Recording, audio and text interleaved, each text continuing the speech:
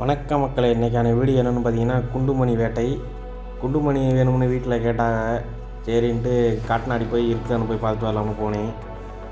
ஆனால் செடி பூரா ஒன்று கூட கிடைக்கல. இது பழைய செடி இருந்துச்சு ஒன்று, அதுவும் பட்டு போச்சு. ஆனால் குண்டுமணி கிடந்துச்சு அன்றைக்கி ஒன்று ரெண்டு. சரி அதையாவது புறக்கிட்டு போகலாமேன்னு புறக்கினேன். அதுதான் இந்த வீடியோ ஃபுல்லாக பாருங்கள்.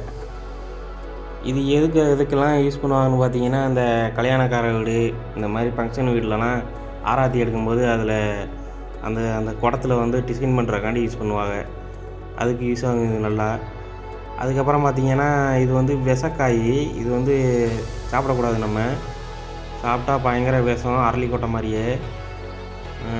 முழுசாக இருக்கிறத விட உடஞ்சி போனதை சாப்பிட்டோம்னா நமக்கு வந்து உயிருக்கே ஆபத்து வந்துடும்.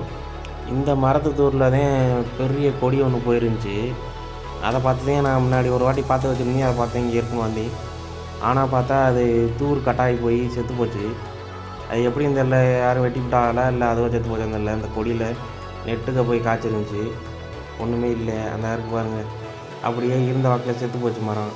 இது கொடி செத்து போனோடனே அது விதை மட்டும் இருந்து போச்சு, என்னென்னு தெரில. சரின்ட்டு நமக்கு கிடச்சது ஒரு 10-20 விதை தான் கிடச்சிருக்கு குண்டுமணி.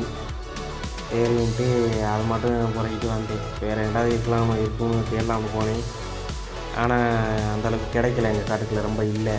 அப்புறம் வந்து உங்கள் ஊரில் இது பேர் என்னென்னு சொல்லுங்கள் கமெண்டில். எங்கள் ஊரில் குண்டுமணின்னு தான் சொல்லுவோம். உங்கள் ஊரில் என்னங்கிறத கமெண்டில் சொல்லுங்கள். வீடியோ பிடிச்சிருந்தா லைக் பண்ணிவிட்டு சேனலை சப்ஸ்கிரைப் பண்ணி வச்சுங்க. இது மாதிரி வீடியோ நிறையா வரும். குக்கிங் வீடியோ நிறையா இருக்குது, பாருங்கள். நம்ம சேனலில் குக்கிங் வீடியோக்குன்னே ஒரு ப்ளேலிஸ்ட் இருக்குது. அது எண்டு ஸ்க்ரீனில் ஆட் பண்ணுறேன். வீடியோ ஃபுல்லாக பார்த்துட்டு எப்படி இருக்குன்னு சொல்லுங்கள்.